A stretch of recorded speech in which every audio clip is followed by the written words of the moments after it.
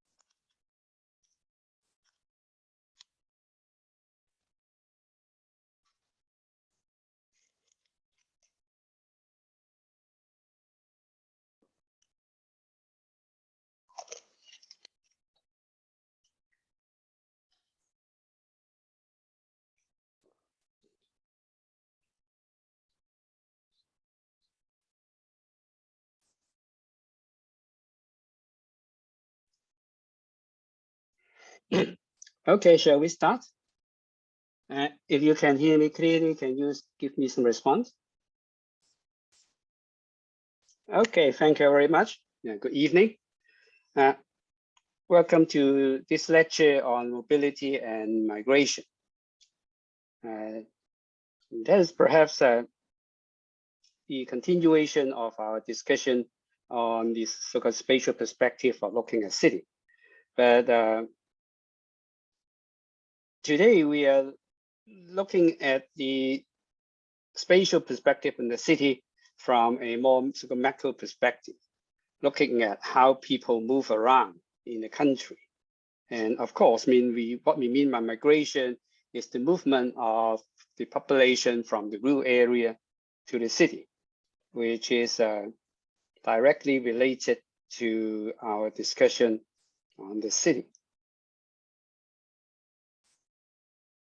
So in fact, urbanization and migration are two sides of the coin, because for most countries, the process of urbanization, that is the concentration of population in the city, is not sort of caused by the natural increase in population within the city, but nearly all the cases, this involves the movement of population from the rural area to the city.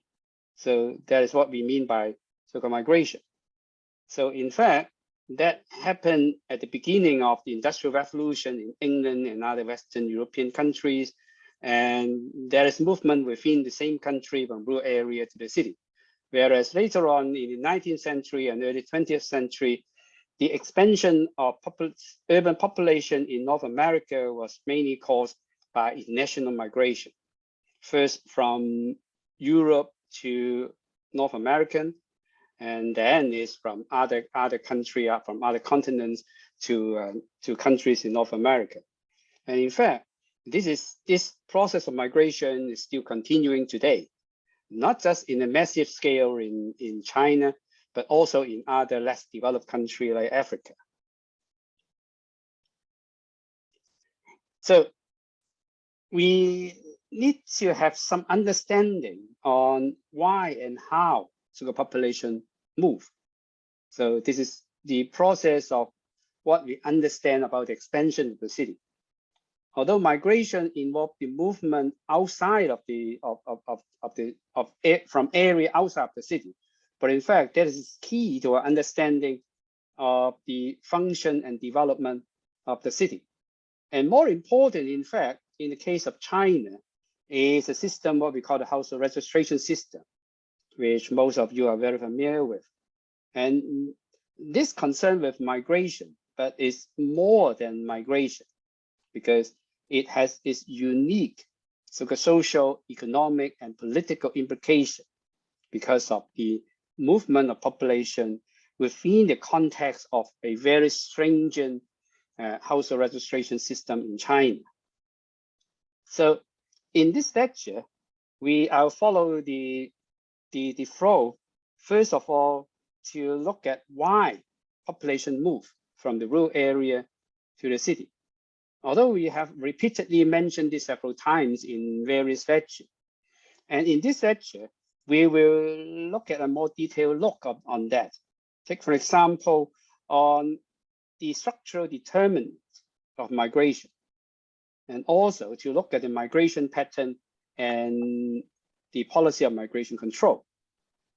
And towards the end of the lecture, I will specifically mention about household registration system and also the changes in the hukou system and that impact that such changes have brought. So first of all, let us look at why people have to move. So people moving from the rural area to the cities are global phenomena and also over history, at least in the last 200 years. And there are several attempts to explain those movements. The first is, of course, the explanation from an economic perspective, what we call the economic explanation. And then there may also be an explanation from a political economy point of view. First, to look at an economic explanation, there from what we call the basic principles of economics. So in fact, people are making choice based on their rational decision.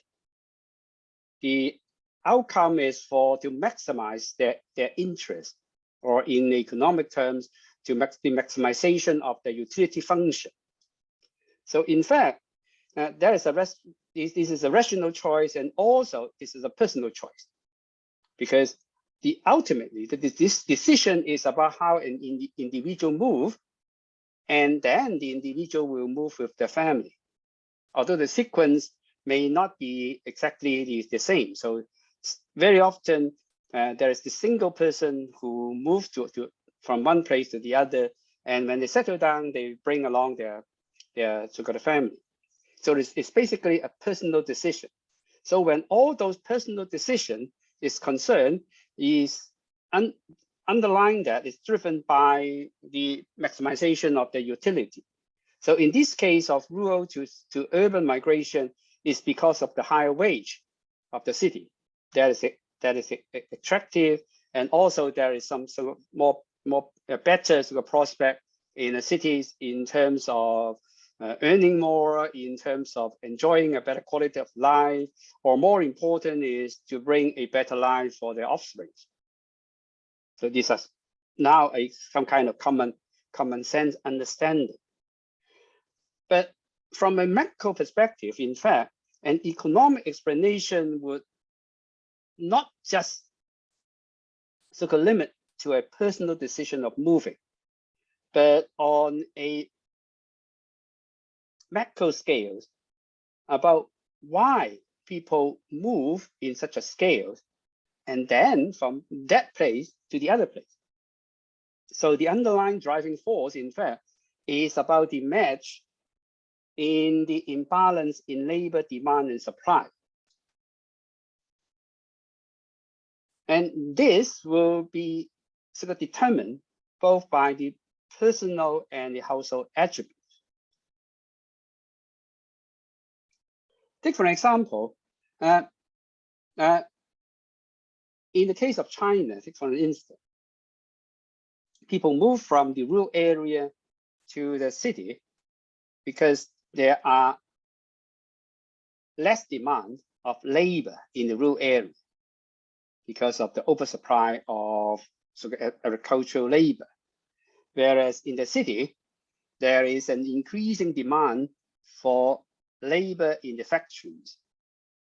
So that repeats, in fact, the situation in the earlier years of the Industrial Revolution in Western Europe. So those people who move or easier or prone to move from the rural area to the city are those who cannot find a job in the rural area.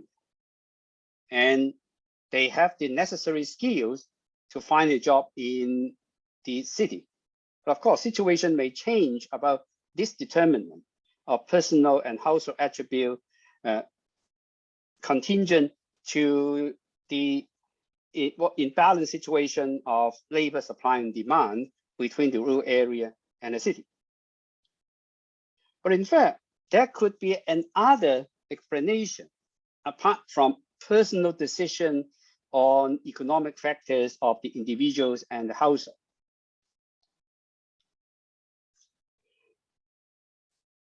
Movement in the city can, from the rural area to the city, may be a result of what we call the structural factors. And this factor can be a historical and structural, from a historical and structural perspective.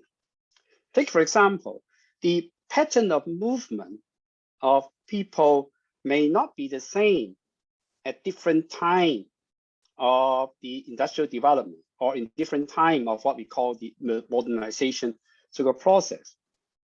In the early modernization to the late transition and also to an advanced society, and this process may trigger different type and different scale of mobility of population from rural area to the city or vice versa. Take, for example, in the early modernization period, so what happened in the countryside is because of the advancement in technology and also because of the advancement in other services, particularly medical services. The fertility rate, in fact, remained high because there have been high fertility in many countries throughout history because of the need to maintain the stability of the population because of the high mortality rates of either the babies or the very short lifespan of adults. So they need to have high fertility in order to keep at least the size of the population. But when there is industrial revolution, the technology have changed, and particularly something have changed on medical services and also on the knowledge of keeping a healthy life. Take, for example, when some disease now has some cure, and also there's some knowledge to keep hygiene so that infectious diseases would not be spread that easily. And this will have a direct impact of decreasing the mortality rate. So at some point, the population, because of the decrease in mortality, would push the population to increase. But without the improvement or the expansion of land or the intensification of agriculture, there would be an oversupply of labor in the rural area. So that is the push factor that will drive population to move from the rural area to the urban area because of this sort of structural change in the rural regions.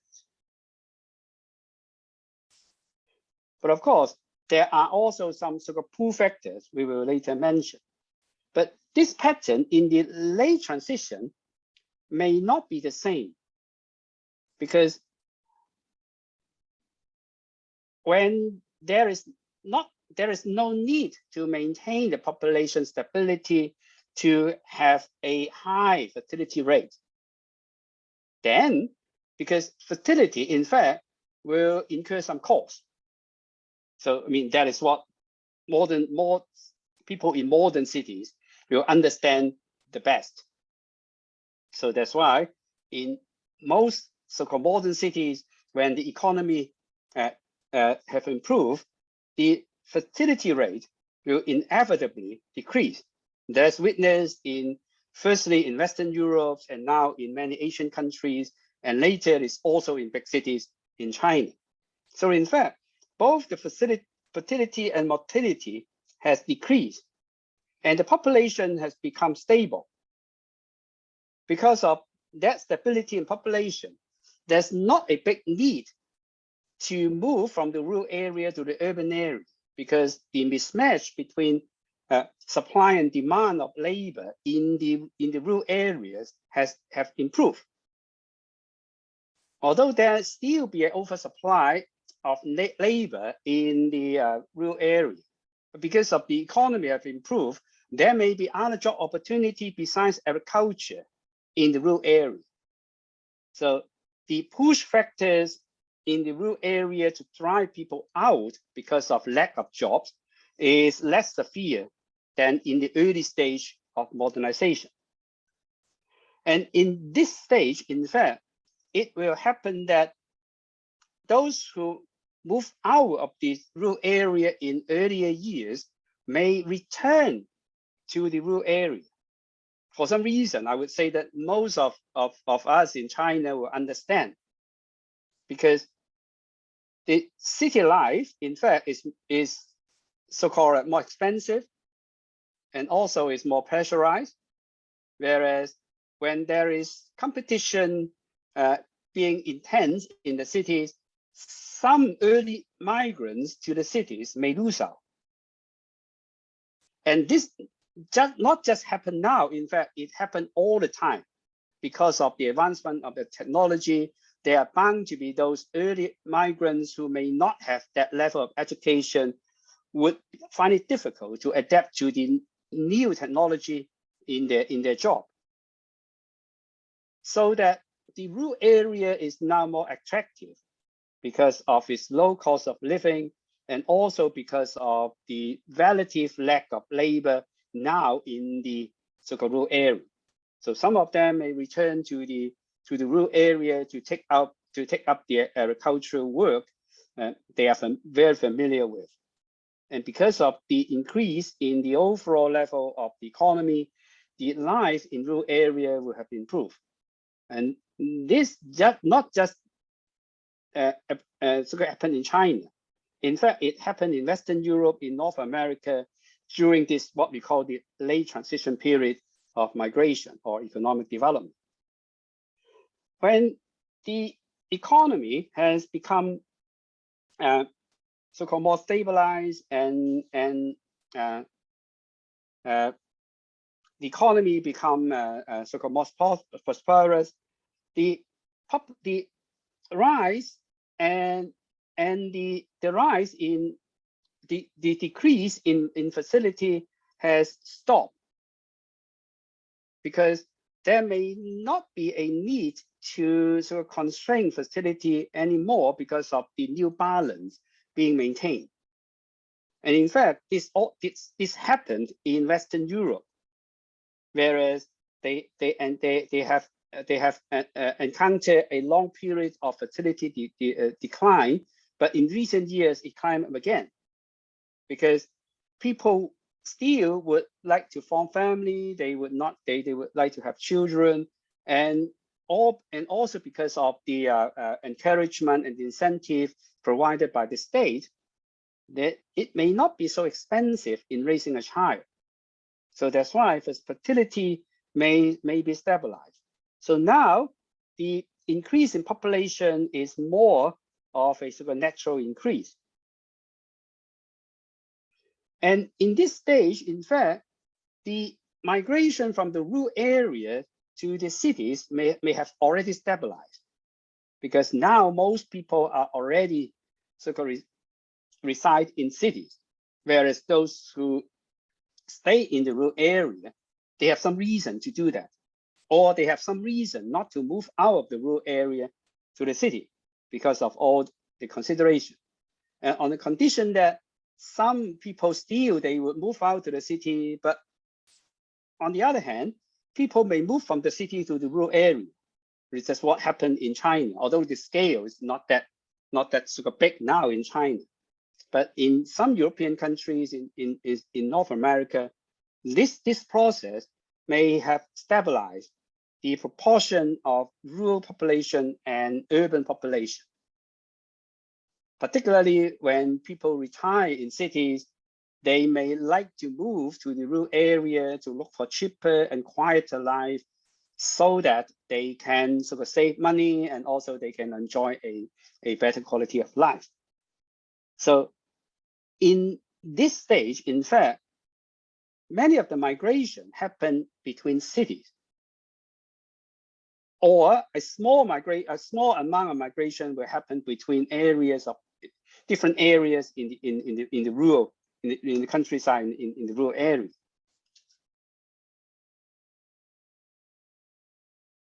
So the structural determinant can be summarized into the push factors and also the pull factor, as I just briefly mentioned.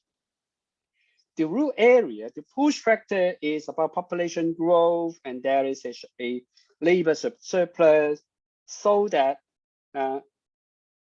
some people may not be able to find a job in the rural labor market.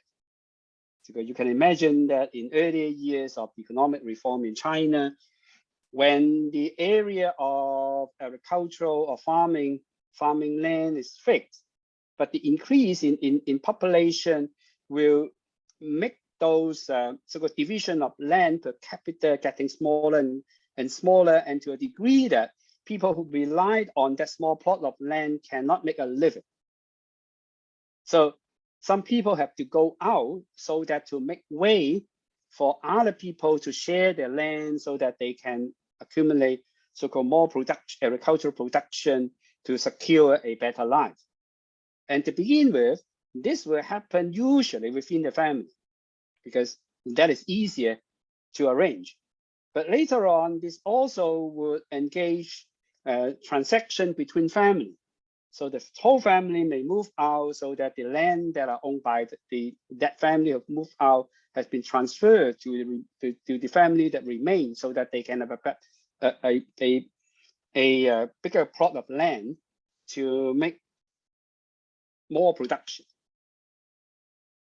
And it's also because of many cases, it's because of the unequal access of land. And that happened, in fact, in the 17th century in England, because of the aristocracy who owned the land in the rural area. And in fact, they encircled the land to become their own, and so-called some peasants in the rural areas, they lost the land they have been dependent to earn a living. So they are being forced to leave the countryside. Whereas it also happened in the late 70s and early 80s, when the land had been divided up to the family. So that is the family who is responsible for the plot of land. But because of that division, some family may get land that are better, and other family that land that is less fertile. So that unequal access to the land may make some family or some individuals lose out in those divisions. And the improvement in technology will also trigger a fundamental change in the production of agricultural activities in the rural area. So when there is machines being introduced into the rural area for farming or the processing of agricultural products, so they may need a bigger piece of land in order to achieve economy of scale. So that's why land will be merged if it's a private ownership. Or in the case of China, when the ownership is not private, they may make sort of private deal to merge the land in order to increase the economy of scale. And I've just also mentioned land quality also change. So people who are access to the land that are worse than the others may lose out.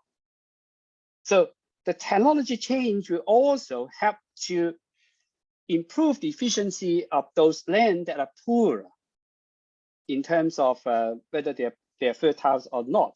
And that will also change the land ownership or the land occupancy.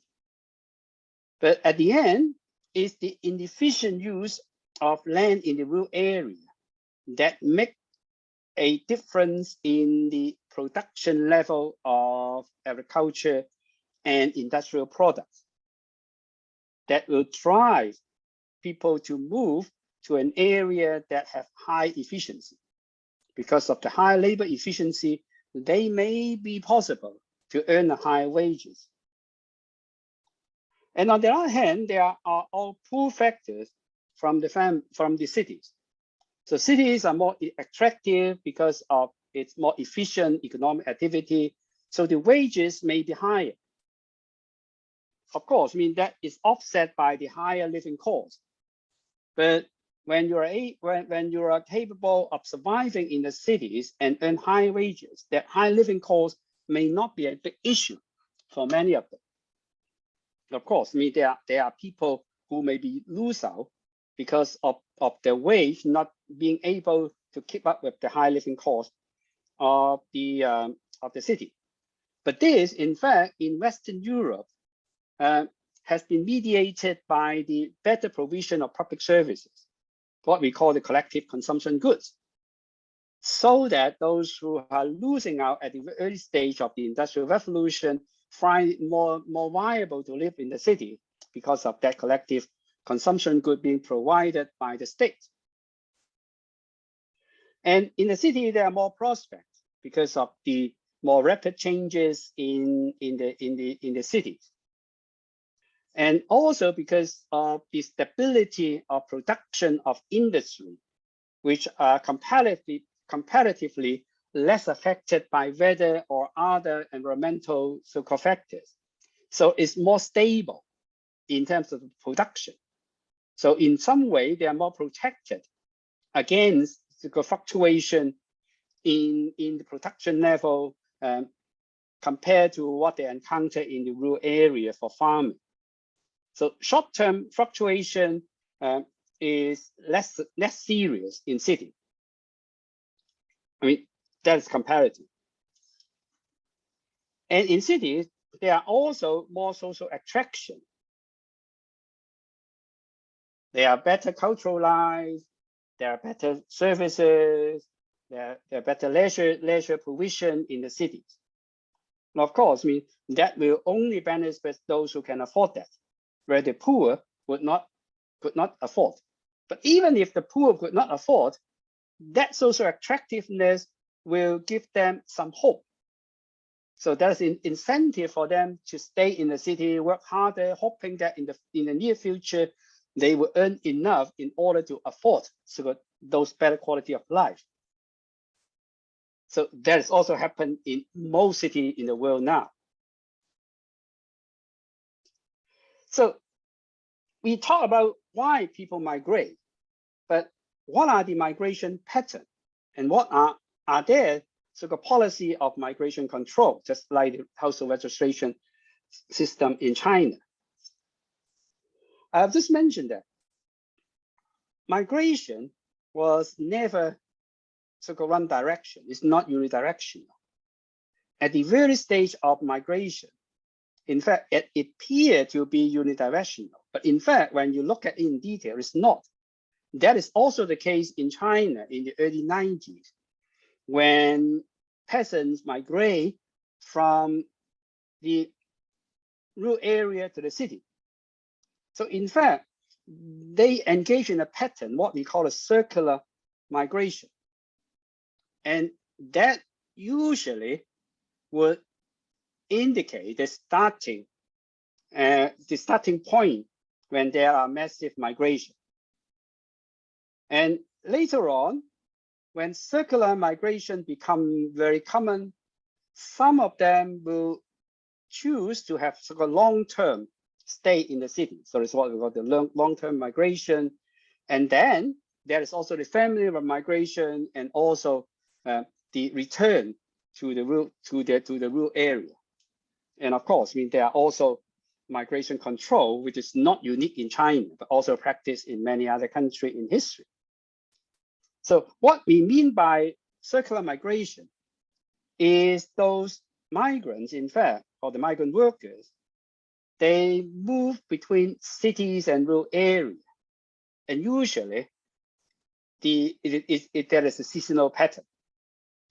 So in fact, what I mentioned about the push factor of the rural area is not at all that exact, because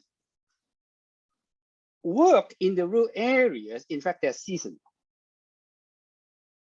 So when you have some knowledge about agricultural activities, so when the area, when the periods you need to start the so-called the planting of the agricultural products, you need a lot of labor. Of course, it's the time between mechanization. Whereas when those agricultural products arrive, you also need a lot of manual labor to collect it. But in between, the need for manual labor is not that intense. So when there is an opportunity to work in the city, and usually the peasants, they will not abandon at the very first instant about the economic activity in their home or in their home village. But in between the busy agricultural time, they may move to the city to look for temporary job, so that when the labor demand in agricultural activities has increased in some busier time, they can return to help their family to do farming. So in fact, that also happened in the earlier years of the migration of China in the early 90s. And that will also be explained by the mismatch in labor supply and demand. Because in the early 90s, in fact, when manufacturing industry first developed more extensively in southern China, the demand for labor, in fact, is not that stable. So these most of them, they are small factories that will, when they take the order, they need a lot of labor to finish the order. But because they are unable to keep a long-term order, so they may not be able to keep the workers in their factory for long. So they only need some temporary labor to rush the order. And after that, it's in the interest of the factory owners, in fact, to turn those workers away so that they do not have to bear the labor cost. So that will feed into the circular pattern of agricultural production as well. So in fact, in earlier years, when we have a massive migration of peasant workers, they are called so-called what we call blind flows. So you have a lot of people throwing around, firstly in the Guangdong province, looking for job. So they move in thousands or tens of thousands of people from one place to the other, just to look for some temporary work. But they will return home to help farming when there is a need in their home village to do that. So in fact, this is still a pattern in many African countries. So the migrant worker, they are male, but they will leave their family behind because they have no intention to settle permanently in the city. That happened in many African countries still now, that when there is less job in the rural area, they move to the city to look for temporary job. Whereas factory in the cities, they welcome those labor force, because they only need temporary labor. And that also happened in Vietnam as well. When you still have a very extensive agricultural activity in the Vietnamese countryside, whereas in the city, the level of economic manufacturing production is more or less the level and form of China in the late 19th and early 2000s. So again, the order of those factories are just seasonal.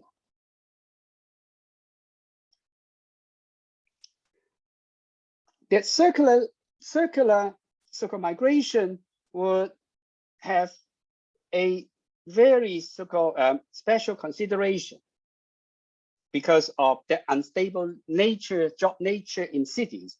So they need to leave a secure base in the village. So in fact, this mentality still remain in many migrant workers who may have already sort of stayed in the cities for decades, but they still would think that one day they may return to their hometowns in order for retirement, or even if they do not have such a consideration, they will still like to leave some secure base in their village. And basically, because in the rural village, they still own a plot of land for housing. And this circular migration would have to reduce the cost of living in the city, because they do not have to stay in the cities for long, so that their so expectation of living condition in the cities may be lower, because there is just some kind of temporary accommodation. And they only stay in the city on their own, and they leave their family in the rural village, so that they do not have to shoulder that high cost of living for the whole family in city. But later on, that circular migration will have its negative impact, because when the worker comes and go, and that would not help to maintain the a stable production in the factories. So when the factories business become better, and they may have a continuous flow of order, so they would like to maintain a more stable workforce. So that turnover will cause them, because they need to do frequent recruitment. So although there is still a high cost of living for the migrants, but because of their employer may be willing to pay higher in order to retain their workers, so that those high costs of living in city may be offset by the increase in wages. And even if this is not, there is an additional advantage of family reunion. So when there is so-called long-term prospect of job, or job being more stable, most migrants would like to take their family to the city, because they will perceive the city have a better prospect, especially for the children. So cities may have a better educational opportunity. Although in China, because of the policy that constrain those development of the education opportunity of a child when they enter the senior high school, but that is not the case in most countries. So with those considerations, many migrants, they may consider moving their family to the city and stay there long term.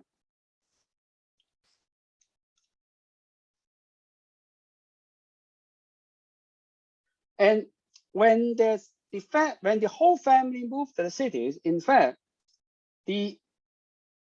because of they have higher paid jobs, and also because they want to have a better living, and this will break the rural link. And when they come to this sort of point, many of them may not be able to return to their home village.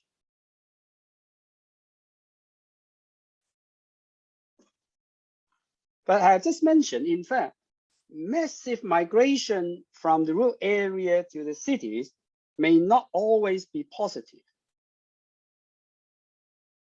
because this unorderly move of population may cause the cities a lot of problems.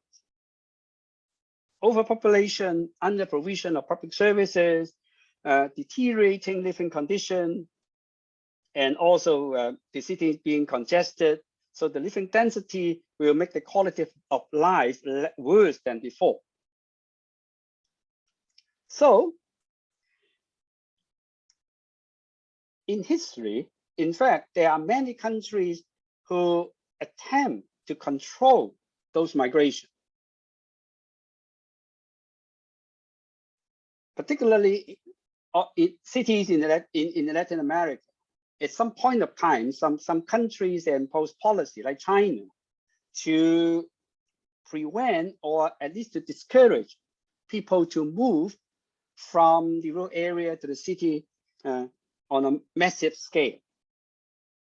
So those controls, in fact, can be so created at different levels. So one way, in fact, is to impose a negative, so-called negative impact on migration.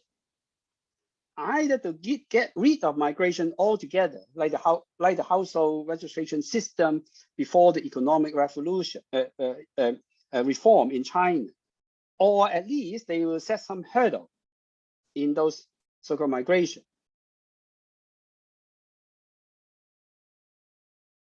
Take for example, people without the household registration system, they may be prevented from owning a house in the whole city. Or another approach is to have a manipulative control of migration, because they will think that migration is inevitable. But you may be able to dampen the pace of migration. So one way is to decentralize the destination of those migration. And that's also what China in the reform in the household registration system has pitched at. So not just encourage people to move to, for instance, the bigger city, and with some policy incentive, they will divert those migration to smaller cities, so that the smaller city can benefit, and also in a controllable scale, those cities can develop the corresponding provision of public services. But the most proactive policies, in fact, is to accommodate those migration, because both it is inevitable and also it is a way to minimize the negative impact of rapid migration. So one way is to improve the welfare, and so that those migrants, they may not suffer from the poor provision of public services.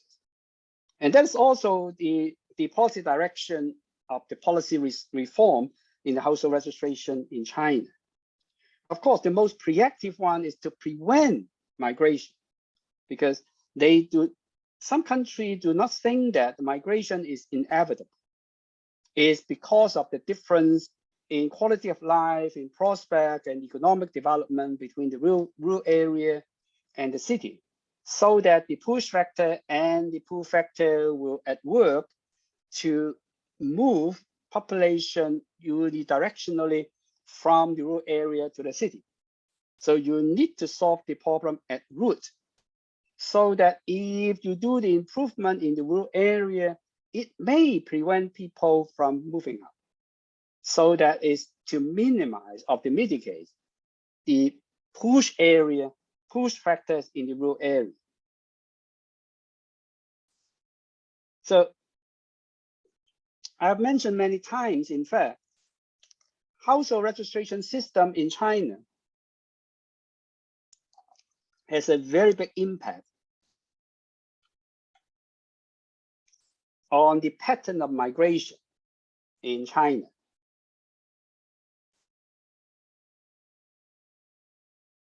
And the household registration system is called the Hukao system.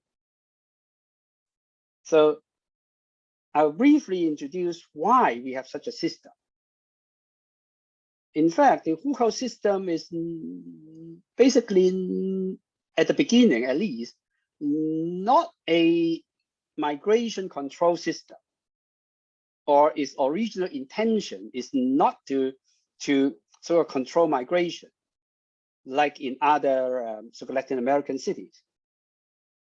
And I also introduced the type of Wuhao system, although many of you are more familiar than myself on that system.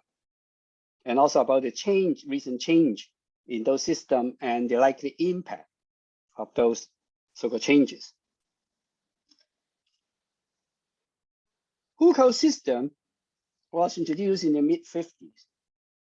At that time, it was motivated by a strategy of industrialization. But of course, controlling migration may be one of the intended so-called outcome of that, but it may not be the most basic sort of motivation of that.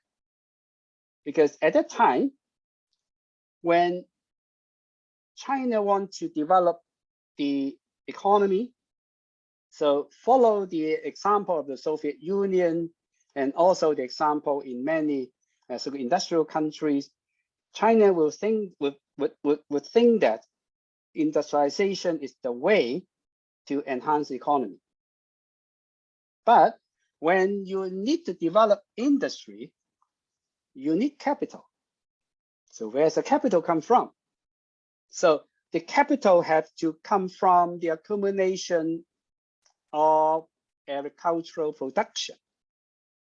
So at that time, the policy instrument is to practice what we call a Caesar pricing system, so that the state will artificially suppress the price of agricultural products, but artificially increase the price of industrial products.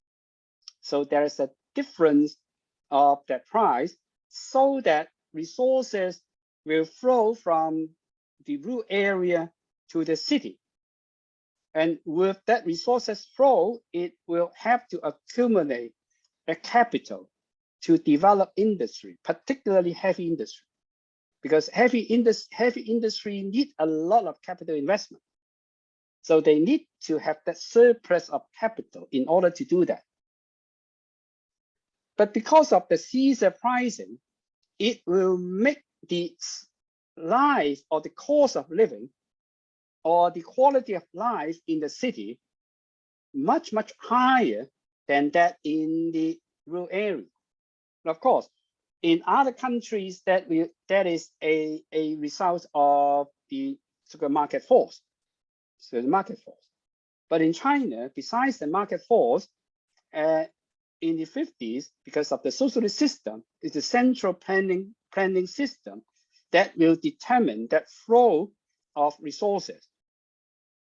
And because of that difference, if there is a free market, I mean, the resources may not flow at the direction as designed by the state. So you need to control the flow of goods. So under the central planning system, all the production and consumption are being planned and assigned by the state at different levels. So that is a system of what we call compulsory purchase. So at that time, when this system started, the rural area was still not collectivized. So this is the individual farmers who do the agricultural production, and then they used to sell in the market. But because of the market system will not be totally controlled by the state, so in the rural area, the state at that time changed the flow of those products. So they set a system of what they call a compulsory purchase. So all the farmers' agricultural product can only be sold to the state at a price that is fixed by the state. And they have no other alternative of sale. So that because of the monopoly of the state, the price can be fixed. If the price can be fixed, that Caesar pricing system will be able to implement. And later on, this compulsory purchase evolved into a collective so-called system of arranging production. It's what we call the commune system. It's also started in the mid-1950s. And because of that, you need to control population flow, or otherwise there is a possibility, in fact, a very high possibility, like other countries in the past, in Europe, in Latin America, that population with a lower level of economic activity will flow to area of high efficiency and high economic activity. That is from the rural area to the city. So you need to have a population flow control. So in fact, this three systems, it formed the basis of the industrialization strategy in China in the 50s. So that is under such a context, the household registration system was being introduced to prevent exodus of population from the rural area to the city. And in fact, before the economic reform, the flow of population is highly controlled. So perhaps you are all too young to experience that, but perhaps your parents or grandparents may tell you a lot of those stories. So in fact, in the era when the control is the most intense, when you move from one place to the other, simply for traveling or to visit relatives, you have to get a permit from your work unit or from the residence committee in order to show the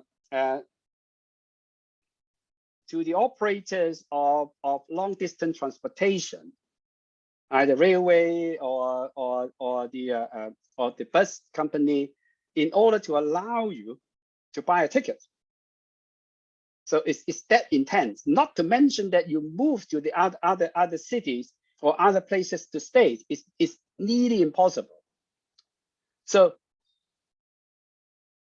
and most of the time during the 50s to the 70s, in fact, China also imposed a system of food rationing, so that when you need to buy food, you need to have the food coupon. And when you move out, even illegally by walking or what so, you are unable to obtain that food coupon, so that you'll be starved, because there is no other place that you can buy food. Even you buy food in some restaurants, because at that time, nearly 99% of the restaurant, they are either state-owned or collectively owned, so that they have to follow state rules. So when you have to buy, for instance, some kind of staple food, I mean rice or noodles, you have to present the food coupon. And there are two kinds of food coupon at that time. And one is national, it can be used between cities.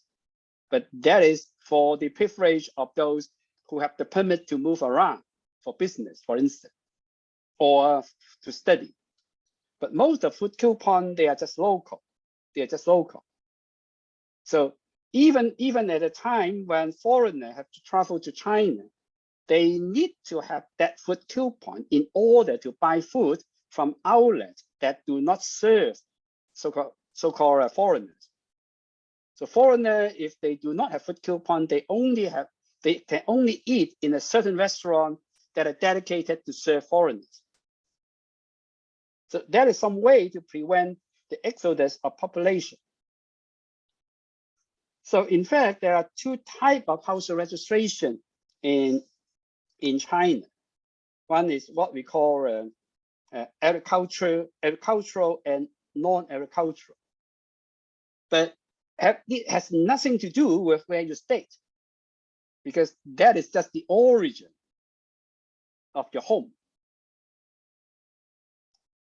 So that is complicated, because now you can have an agricultural registration, but you live in the urban area. Whereas for some who have non-agricultural registration, but now they stay in a rural area. So these are the so-called match between the type of household registration and the location of state. So these are the possibility. But of course, now because of the a little bit relaxation of the household registration control, the situation may be a little bit more complicated than this sort of simple table.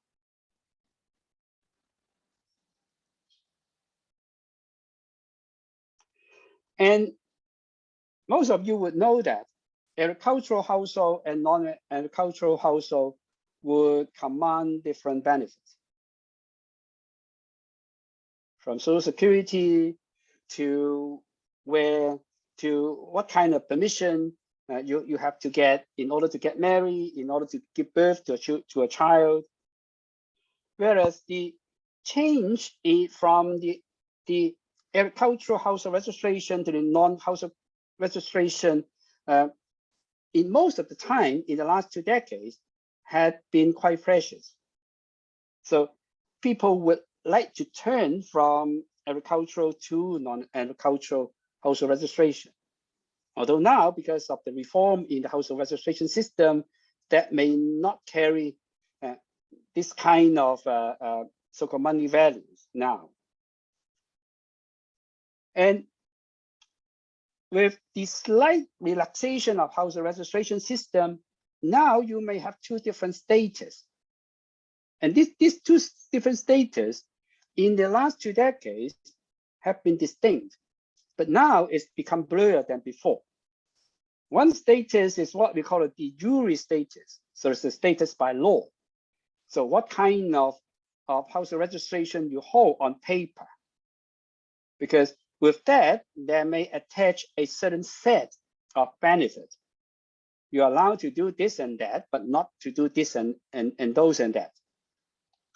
But there is also another sort of status of household registration, what we call de facto household status. Because of the relaxation of the restriction, many benefits are being shared by citizens who stay in the cities, but they do not have the local household registration system.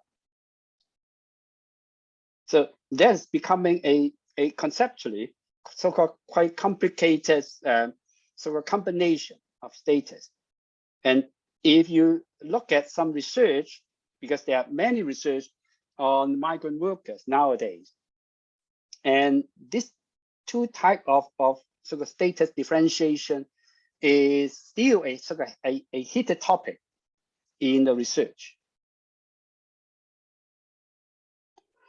I just mentioned that there are changes over years of the household registration system or how it's being implemented.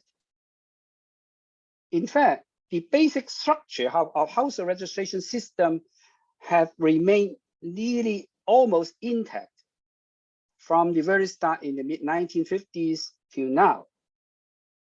But there are some flexibility in the control and also in the implementation of that.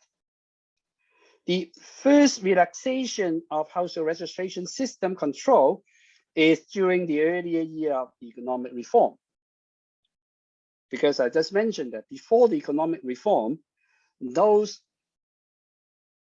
so-called mobility between so-called different locations is highly controlled. So you need to get permits to move. And the permit to move relatively permanently or even temporarily to other places is also highly controlled. So either because of business, because of your work duty, or because of study, or because of marriage. Otherwise, it is very difficult for people to move from one place to the other to settle down, or even to stay temporary for a short time, for instance.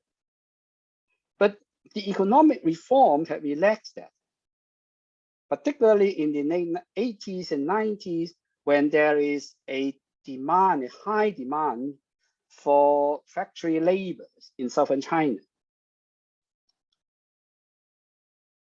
because of the demand for low-skilled labor at that time, the movement or the restriction of movement is being relaxed so that peasants can move from the rural area to the city area temporarily to work for the factories. But still, they do not have the local household registration and they are far from enjoying most of the benefit in the city they are staying. But because of the mass migration, and at that time, it was circular migration. So the need to change or to have a large-scale lifting of the control is not on the policy agenda because of it's not necessary, because of the circular nature of the migration. Because eventually, the migrant worker will move back to the rural area, or they will not stay in a city for long, because they will move when there were jobs. But later on, when the circular migration become long-term migration, the issue of restriction in mobility and the different benefits of people with different household registration became to surface. Particularly important is when there are families who come to the host city to join the migrants and they choose to stay permanently.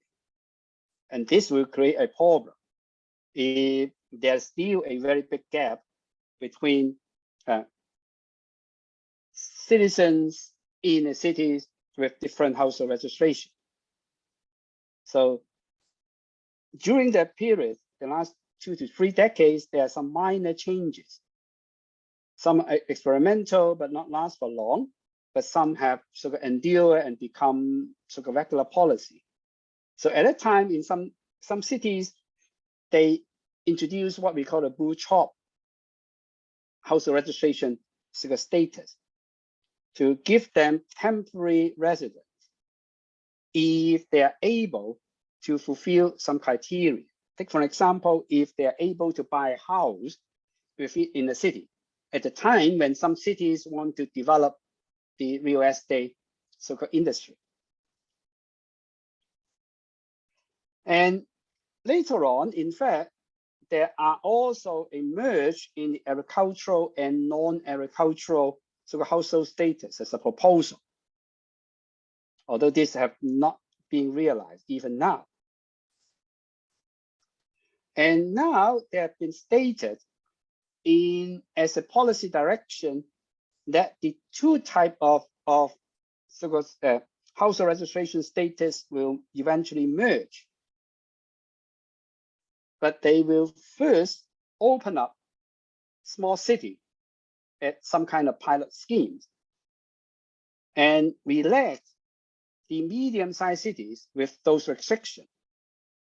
But on the contrary, for big cities, in fact, the control was even more serious than before. So it's now very difficult, in fact, to settle in the biggest cities in China, particularly what we call the 4 to 5 sort of first-tier city. But there are still some improvement so that the condition of migration or to get a permanent residency in those cities are becoming more transparent. So in some cities, they set up a point system so that you know how you can sort of settle in the cities and get the local household registration system. And at the same time, they will also practice some kind of preventive measures for migration, just to protect the right of the rural migrants and have more investment in the rural areas in order to increase the attractiveness of rural area to prevent more people from moving out of the rural area. So what are the impacts of the household registration system so far? Of course, there are many impacts. So I'm just able to mention a few of them. So it's not just about the household registration now, but we trace the whole history of how household registration system in the mainland of China.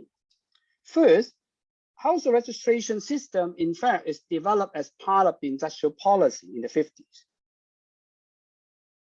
so that it reduced the labor cost, because it artificially suppressed the agricultural price of agricultural products, so that workers in the city do not have to pay high for food and other agricultural products, so that the states can keep the production cost of manufacturing industry, particularly high heavy industry, at the lowest, so that it would not escalate the demand of the worker for higher wages.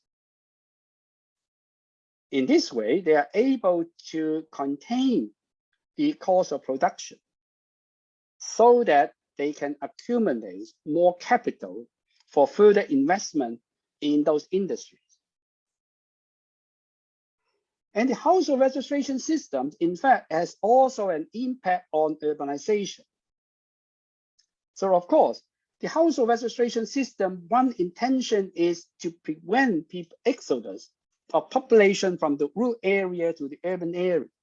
But in fact, throughout the 50s to the 70s, that household registration system, together with other economic strategy of economic development, in fact, have led China to a period of de-urbanization. Because on the one hand, it restrained population movement from the rural area to the urban area, which in most countries in history are the main driving force of urbanization. So if you stop that, the rate of urbanization would have been reduced.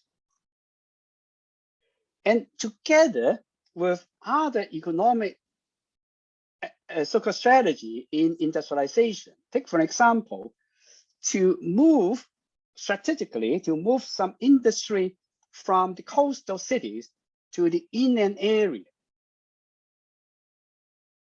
both for the consideration of the national security, so that they diversify those strategic industrial facility from the possible attack of enemies.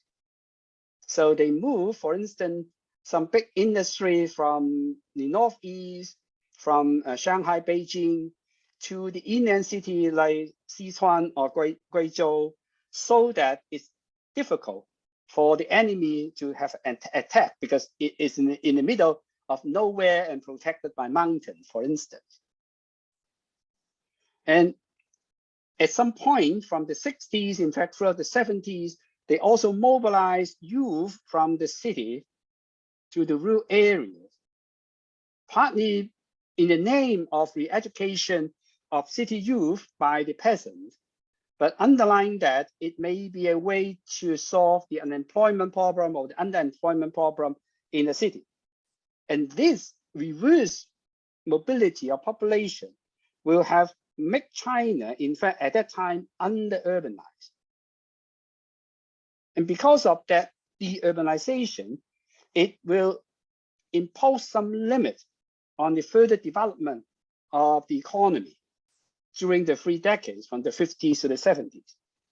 But of course, on top of that, all those political campaigns will have dragged economic activities even backward further. And the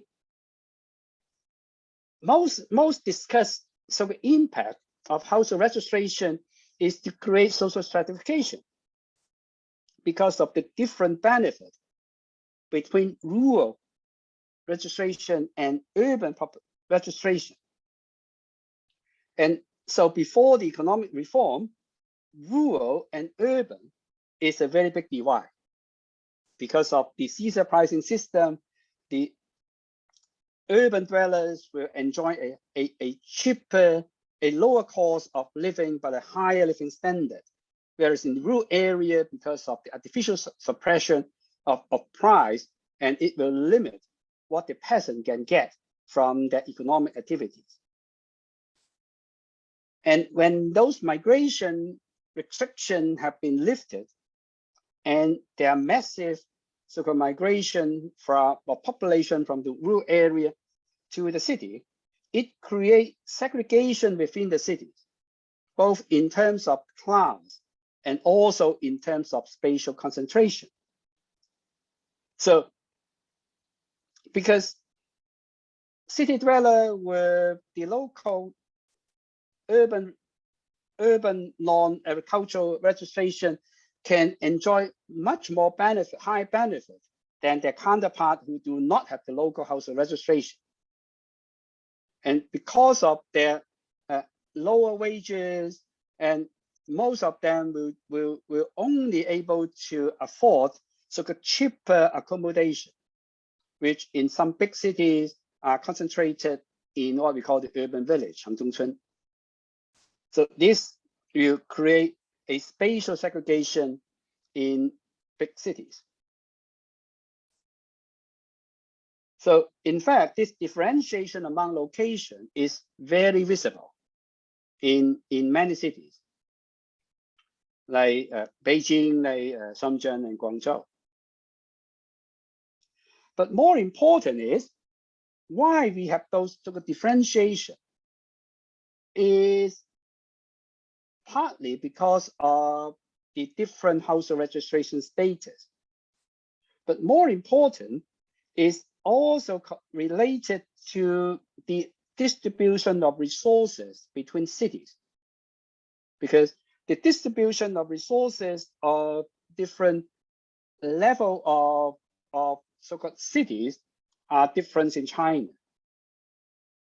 So on the left-hand side, in fact, is the number of cities.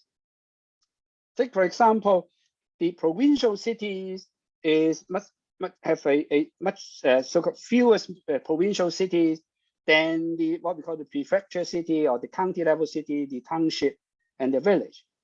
But the redistribution of resources is just the reverse. On the tip of the pyramid is the provincial cities, and on top of that is the what we call the 4 provincial level cities in the 5 provincial cities, level provincial cities in China, like Beijing, Shanghai, Chongqing, Tianjin. They have the biggest share of resources compared to other level of cities. So because of that, so it would in fact exacerbate the benefit the citizens in different cities could enjoy. So that is one of the underlying reasons why within that migration pattern, most of the rural migrants, they want to move to big cities. Of course, the big cities at the surface have a higher living standard, have a better quality of public services, but supporting these provisions, in fact, are the distribution of national resources to those cities. So in fact, even if we change or we relax the household registration system to make it equal, this movement may not stop unless we have a fairer redistribution of resources among different levels of cities. So as a very short summary, so today we have discussed about the structural factors affecting migration. It's basically applied to migration within the city, although it also may also apply to international migration as well. So these are the push against the pull factors in the migration. So rural areas are less attractive, whereas the urban areas, they are more attractive. So the movement of population will follow from the rural area to the urban area. And there's also different form of migration, first from circular for long term and also to permanent. And in many countries over histories, the migration control system are developed, whereas in China, it's called the household, the Hukou system, the household registration system. And it began as part of the industrial policy strategy in the 50s, which control the movement of population in order to impose a differentiation of pricing between agriculture and industrial products. And in fact, over a year, those policy have changed, but there's no basic change in the differentiation between agricultural and non-agricultural household registration system. Although there's less differentiation between what we call the de jure and the de facto status. In many cities, they come very close to each other, but there are still a big difference in some cities. And the hukou system would produce a very profound impact in terms of the social and spatial stratification. Although nowadays, in fact, the research on what we call the migrant workers have indicated there are some subtle change of both behavior and intention of the migrant workers. And there is a very marked difference between what we call a different generation of migrants. And it's also a very marked difference between migrants of different educational attainment. I would say that most of you may have already involved in this kind of consideration. So you may have firsthand experience and information to fit into those narratives. Okay, perhaps I stop here and see whether you have any questions or some better information you may supply. Because I just said that many of you, in fact, they are involved in those considerations and they may be more familiar with those details of the policy than myself. Although I may have read more research paper on this topic than you, but I haven't done much field work on this. So I may not be able to tell some story behind that. Although one of my PhD students are now doing a research in looking at the housing decision of migrants in the big coastal cities. So now they have a very different story. I mean, if you want to discuss, I can share some of the stories she have collected with you. So there is some kind of very subtle change in migration, particularly when there is some land reform in the rural area. And that would change some of the consideration of direction of migration. And also because of the high house price in many cities. So some big cities are now becoming less attractive for those who do not perceive themselves as very competitive. So there are reverse direction of migration as revealed by many research. And partly because of the high living costs, particularly housing unaffordability in big cities. And also because of the quality of life have improved in the rural area.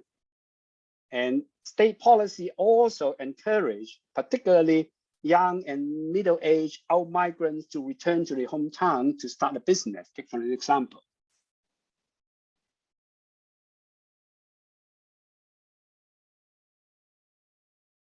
There's one question asked in the chat box, saying that the household system may be cancelled. Of course, I mean, there are on and off some so-called proposal on that, but I don't think the recent reforms have indicated a definite date of cancelling those household registration systems. Because household registration systems, in fact, it exists not just in China, it exists in many Asian countries. A system in Vietnam is called hukou system, is more or less the same as in China, although the sort of scale of control is not as intense in China. And in fact, in Taiwan, in Japan, they also have household registration system. So the household registration system may have no need, in fact, to get rid of altogether because it has some purpose. For instance, in Taiwan, it's easy for you to change your household registration. So it's just like move house, but they still need the household registration system in order to do some registration of population. So it's not a control, but a system of registration. It's also the system in Japan as well. So Japan also have a household registration system. So when you move to a new district, you need to register with the local government where you live, and then you move your household there. Because household registration system can also act as some kind of voter registry. So in Taiwan, it acts like that. So when you can only vote at the place that you have registered your household, but not elsewhere. So if you want to vote in other districts, you need to move your registration from one district to the other. So we are not saying, because whether to cancel the household registration altogether may not be the main point. The main point is about the differential benefit of people under different status of household registration. Because like in Japan and also in Taiwan, there's no difference. There's no difference in status. You have household registration, but there's no difference in the status of all those who register. Everybody have the register, but the register means that they need to have some kind of information record or file by the local government. So I'm not quite sure whether I address the issue.